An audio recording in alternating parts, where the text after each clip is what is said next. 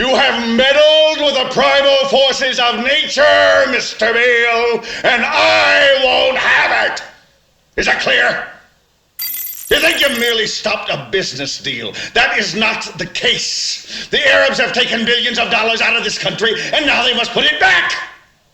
It is ebb and flow, tidal gravity. It is ecological balance.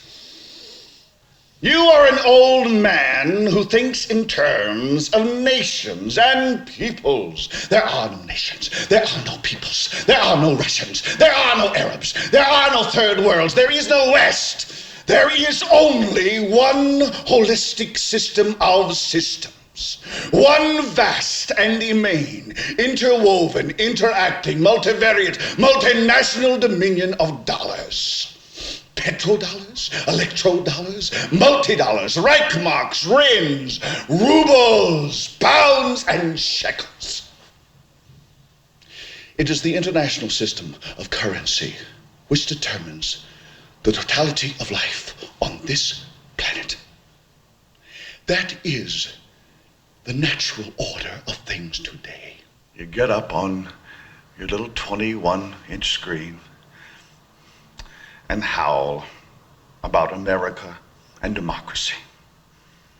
There is no America. There is no democracy.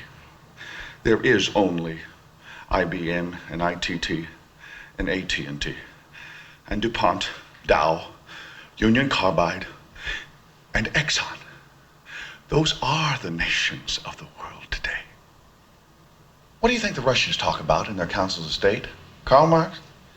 They get out their linear programming charts, statistical decision theories, Minimax solutions, and compute the price-cost probabilities of their transactions and investments, just like we do. We no longer live in a world of nations and ideologies, Mr. Beale. The world is a college of corporations, inexorably determined by the immutable bylaws of business. The world is a business, Mr. Beale.